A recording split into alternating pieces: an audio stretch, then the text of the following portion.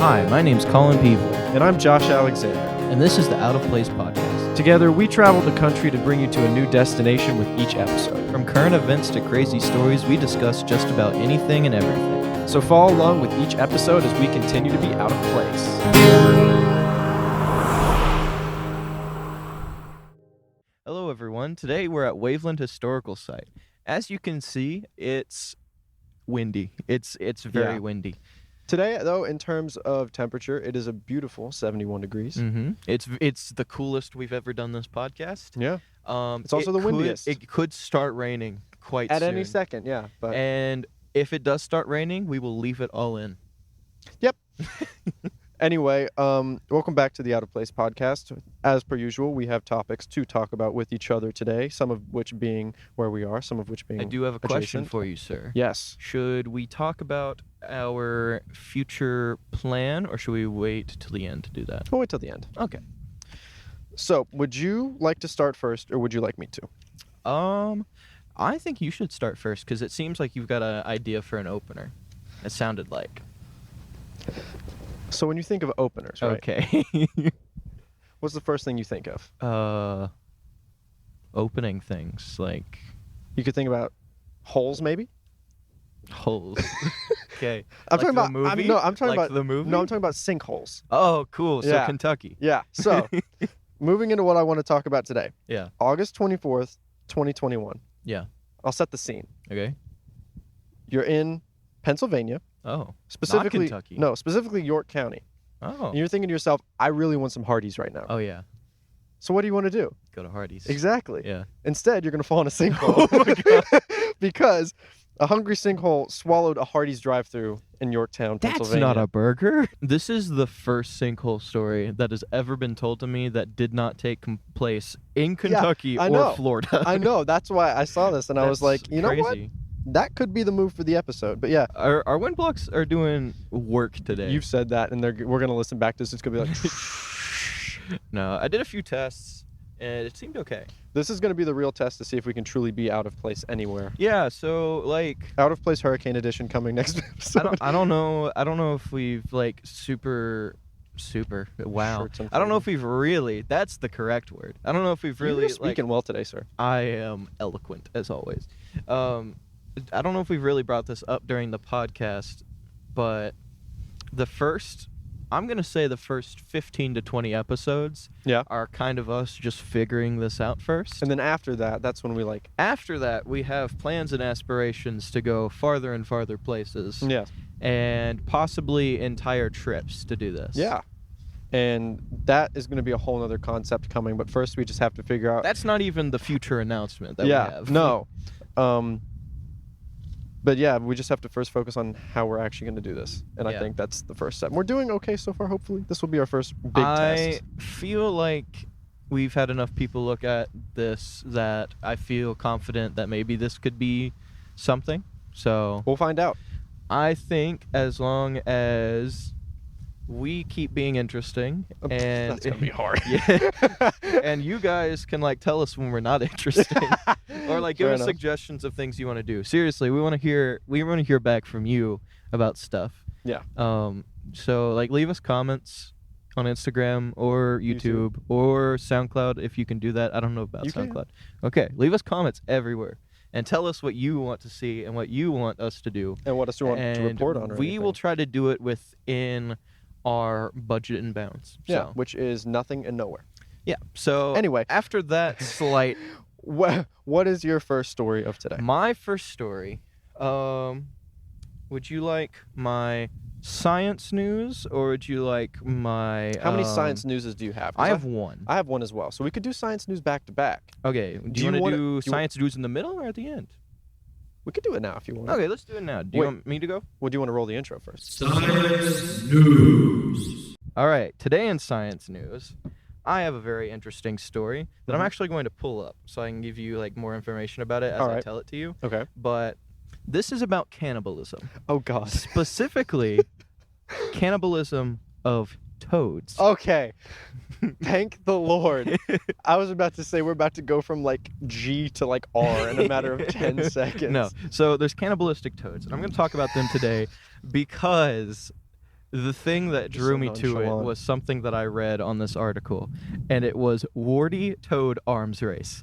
And I found that to be the funniest thing I've heard, like, Warty? in this entire week. Okay. Let me go pull up this article, but I can tell you right now that it's the invasive species of cane toad living in Australia. Okay. It's always And in Australia. So what scientists have found is that the tadpoles of these cane toads, specifically in Australia mostly, they've found like kind of evidence that they maybe do it in their natural habitat, Okay. but in Australia they really do it. So I'll give you some background on the cane toad. So they brought in the cane toad in Australia to eat these beetles that were just devastating the crops in Australia. And so these cane toads are known for being aggressive and eating literally anything that they can put in their mouth. Okay. Literally anything. Including themselves? Is that including where you're themselves. going at here? So they were like, we have a great idea. Let's get these toads, release 102 of them, and we'll see like if they get all the beetles. Well, it turns out they pretty much got all the beetles. That's the only good. problem is that when you introduce toads that will eat literally anything, and you introduce enough of them to breed into a new population, it becomes pretty bad, especially when you consider the fact that each female toad lays 10,000 eggs at a time. And Did they not expect this? they didn't think about it, I can tell you that. So Is it they Australia? originally released 102. Yeah. Now there's 200 million plus. So there's a lot of cane toads now. To be fair, this started in the 1930s, so they've had time. So they've had time. I was about to say, I thought this came out like a year ago. It's But like, still, like 100, like 200 million. That's a lot. That's incredible. That's an insane amount of toads. So essentially, where the cannibalism part comes in. Are they running out of food? Well, essentially, they will eat anything, and they will eat anything. Okay. Which is the good thing and bad thing for them. All right. Which is that they will eat anything, which is good because that increases their survivability rate. Yeah. However, they will eat anything, so the food is gone for them. So their tadpoles have quickly adapted to growing bigger and faster, so that they can eat the eggs of their own kind in the water before they even turn into frogs and start like hunting and stuff. And so they've adapted to eat tadpole eggs, and they've adapted for the tadpoles to grow bigger. But now, because they're eating the tadpole eggs faster, the tadpole eggs have grown faster so that they can actually develop into full tadpoles even faster. Oh no. So it's just an endless cycle. You know Star Wars? Yeah. You know the Clone Army? Yeah. It's like that. So like like they're all like being produced as fast as possible. And essentially what they've proven is that if a species breeds fast enough and there's enough of an aggressive area, you can speed up evolution of a species.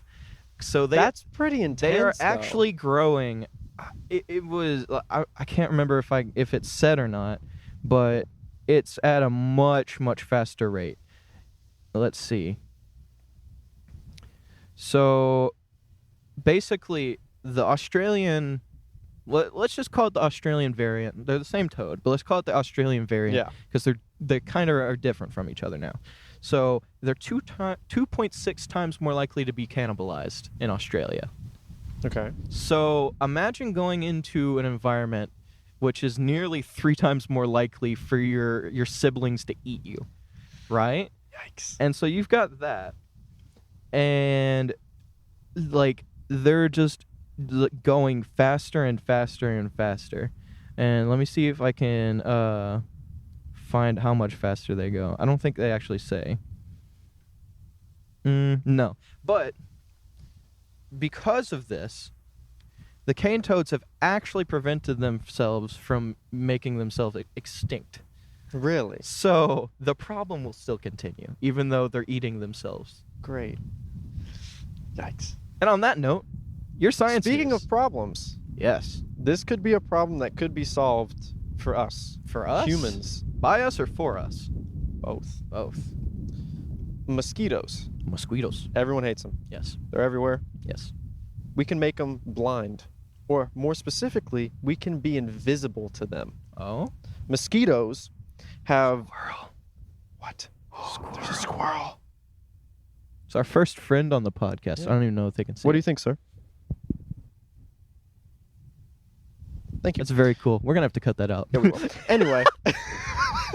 Anyway, mosquitoes, they have... Wait, let's do a Science News. ×2. Mosquitoes have light receptors in their head called ospins. Basically, a standard mosquito has 5. Yeah. August 19th, 2021, in California, there was a biologist, I forgot the exact name. I think it's Craig Montel at the University of California in Santa Barbara. He Okay. co-authored the study.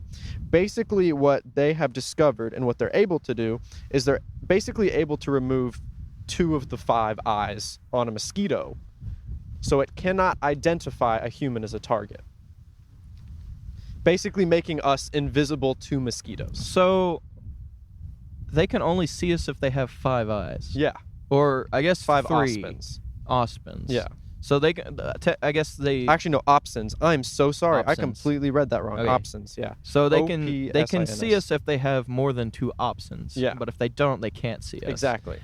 Do they see other things? Or- Yes. They're okay. able to like pick up other creatures and other animals. So, but for like, some they're not- reason, it's just something about humans. So they're not gonna die off. If we No, do they're not this. going to die off. They're Because just- that's already been like discovered by scientists. Very bad idea to kill off all the mosquitoes. Yeah, but basically they've been. If this were to happen, they would be able to see everything but us, apparently. Which I do not know how that works. I don't know if Yeah. it's based on size or how they're able to use their opsins, but I don't know. We don't know if it's going to happen, but we've just discovered that it is possible. to Comment make below mosquitoes if we blind. should do in-depth analysis on our science news. Yeah, we probably should. I should probably say the right thing, you know? Yeah, I mean, I couldn't figure out part of my cane toad thing, so Science news. man. Science We're not news. scientists. If you want to look at science news, go to an actual science news publication. Anyway, moving on. Yeah. Where are we going from here? So do you want me to go? Sure. Okay, so this is in news of something I like. Okay. Not a segment yet. Not Could be its own Call in segment. news. Call in news. No. So, do you know the show Community? Yes. I absolutely love I know the you show love that Community. show. And it's been said more and more often in this past year and a half that there may or may not be a Community movie coming, well, not coming soon, but started soon. Okay. So essentially, there's been more and more like people talking about it, not like just random people, but Yeah. like Dan Harmon Yeah. and what's his name, Jeff McHale. Yeah. They've been specifically the 2 people talking about it, and recently Jeff McHale has said that essentially if they want to make the movie, they pretty much have everything they need to get started on it. Really? That's So it just exciting. depends if they want to do it Yeah. Do you think they and if will? they can get everybody to do it. Yeah.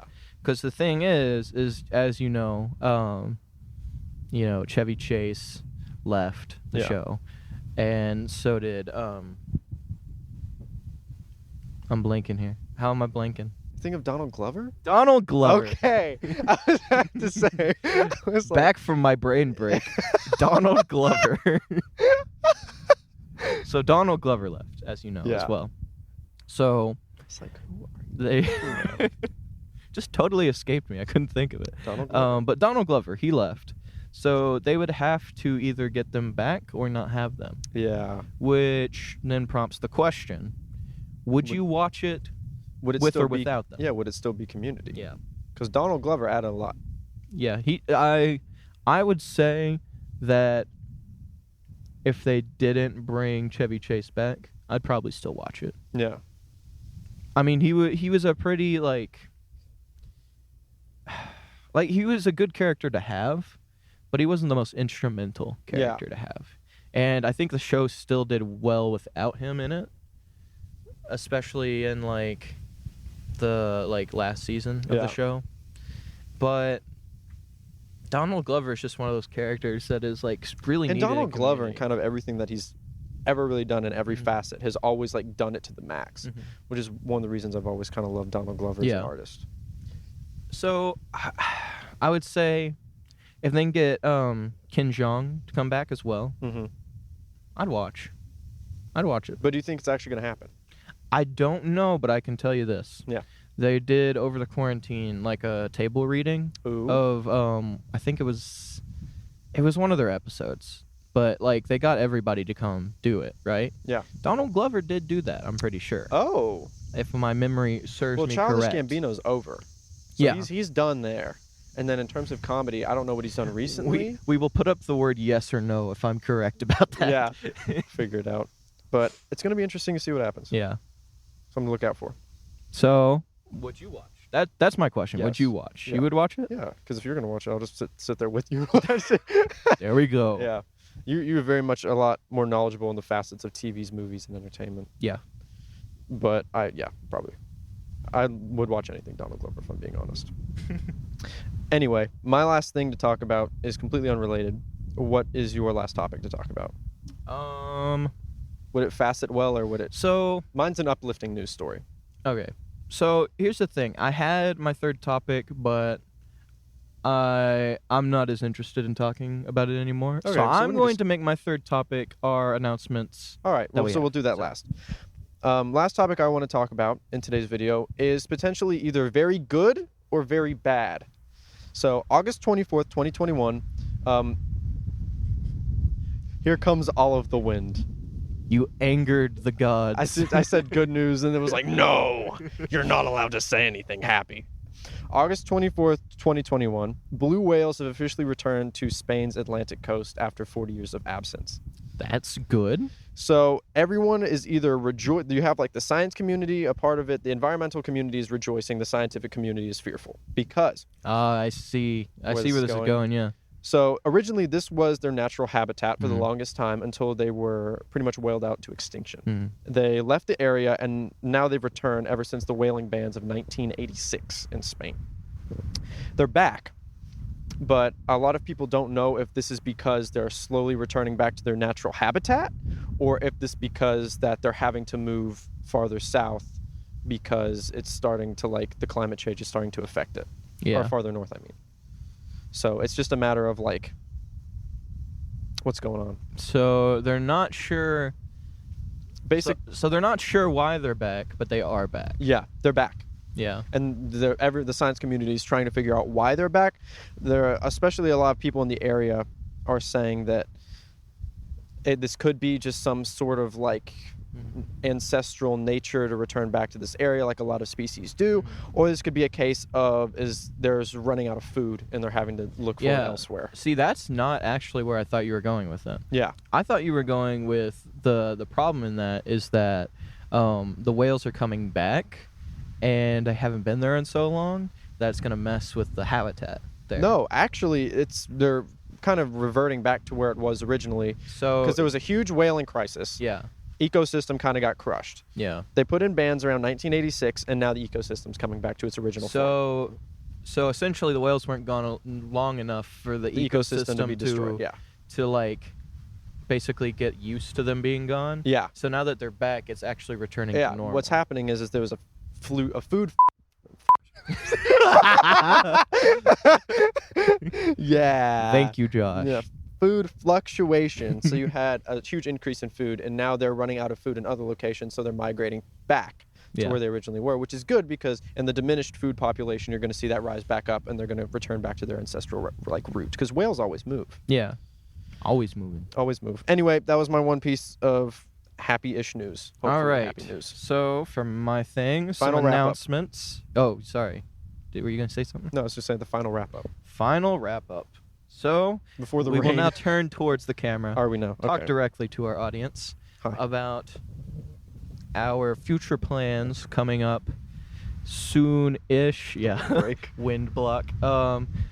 So essentially, I really hope these work. It looks fine, except We I'm pray. not able to see any waveform because logic Yeah, we pray. doesn't. Anyway, you were saying? So, anyways, we will possibly have to be, instead of out of place, we're gonna have to be in place pretty soon. Yeah. In the sense that we may have to start. Well, there's two reasons. One is COVID is kind of coming back. It is. We're here in Kentucky, and it's very much not the worst in Kentucky. Yeah. Like, it's kind of wild how in other states it's come back so hard. In Kentucky, we've been pretty lucky, but it's still coming back. Yeah. So there's a possibility that we may be stuck to having to stay inside. Yeah. And then there is also a hurricane coming. Yeah. So there's that, and winter's coming. Yeah. Not to Winter's be coming. not to be Game of Winter's Thrones, coming. but Yeah. winter's coming. Winter in Kentucky is always very harsh, especially in this Yeah. area. So kind of around towards the end of October, that's probably going to be some of the last times we're going to be able to be outside. Mhm. So you're probably going to see a lot of November and December us being inside. Yeah, it's.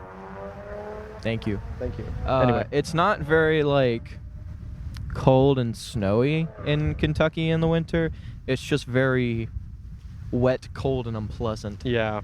And it's going to make a lot of places hard to film in, mostly for the camera Yeah. and the microphones and the computer, because they don't like being like super cold. Yeah. No. And so if we were going to do like outside stuff in the winter, we may just have to do it on like warm days, or Yeah. We'd have to figure it out. we'll have to figure it out. We may switch out equipment, get stuff that isn't going to get bothered by the cold too much. But our plan as of now is to film podcasts when we can't do them out of place, in place at our office. Yeah. So we're going to probably see more of that in later episodes, but until then, we're going to try to be as out of place as we can up until that point. So Yeah. So, that's kind of the little news. and if we are doing it in our office, we'll have fun stuff that Yeah, we do with yeah, it. We won't we'll just be make cool it with like a blank space. It'll be interesting. Yeah. But that's, The good news for us is that it's like kind of our sound recording room for our music. By the way, if you don't know, Jesse we Creek. also make music. Yeah. Jesse Creek is our band. Go to jessecreek.com. Yep. Look up Jesse Creek everywhere. Listen to Jesse Creek. Now that that's done. Thanks for the plug. So we record music in that room. Yeah, so we have a So we recording basically studio. just put a couch in it, just in case we need to record in there. Yep. So it's all like acoustically. It's acoustically sound in Yeah. regards to It's being very insulated. like, it's one of those places where you can clap and you're like, I've never heard a clap be absorbed. Yeah, so it'll be nice, but yeah. that's kind of what we're going to be working for in the future, and soon we may be in place, but not forever. Oh, there's the train. And the train's And there here, we go. which means that's the end of the our episode. Thank you, everyone, so much for listening to Out of Place episode 4. Please stop. Thank you so much, everyone, for listening and watching. My name's Josh Alexander. And now we will let the train play us out.